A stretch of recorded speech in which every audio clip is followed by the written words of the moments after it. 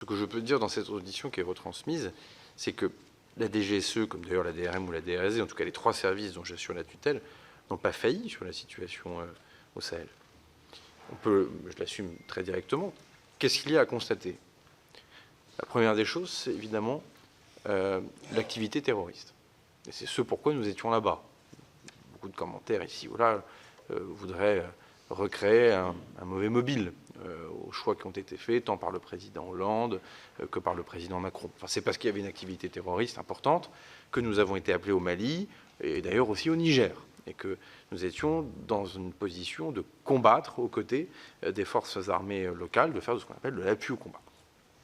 Donc il est clair que les services ont évidemment mené un travail très important de détection de cellules terroristes, de reconstitution d'organigrammes, des groupes terroristes qui sont quand même sur une zone géographique immense.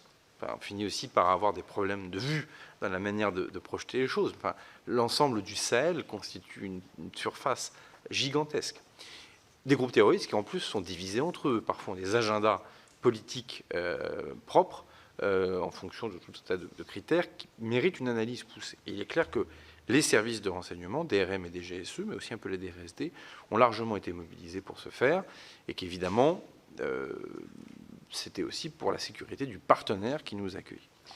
Après, je vois bien ce qui a été écrit ici ou là dans la presse cet été, notamment au mois d'août, en disant on n'a pas vu le coup d'État arriver. C'est pas vrai. Enfin, je veux dire, il y a déjà eu des tentatives de coup d'État contre le président Bazoum. Que le président Bazoum, je peux le dire, je l'ai fait moi-même lorsqu'il m'a reçu. Poser des questions sur sa sécurité, sur éventuellement les différents protagonistes qui pouvaient attenter justement soit à sa vie, soit à l'ordre constitutionnel du pays.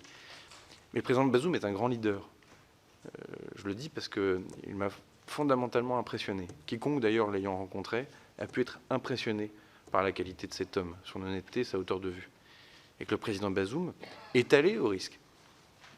Je pense qu'il faut qu'on lui rende aussi cet hommage. C'est-à-dire qu'il savait que dans son entourage, malheureusement, le risque existait. Donc, ce n'est pas la faillite d'un service français. C'est un homme d'État qui, en connaissance de cause, est allé jusqu'à connaître la captivité qu'il connaît aujourd'hui. Devant la DPR, je suis allé beaucoup plus loin et beaucoup plus précisément sur les sujets. Je m'arrêterai donc là. Mais j'ai informé le Parlement par ailleurs. Et donc, il n'y a pas eu de défaillance des services français sur ce qui s'est passé au Sahel. Je pense qu'il faut le dire très clairement.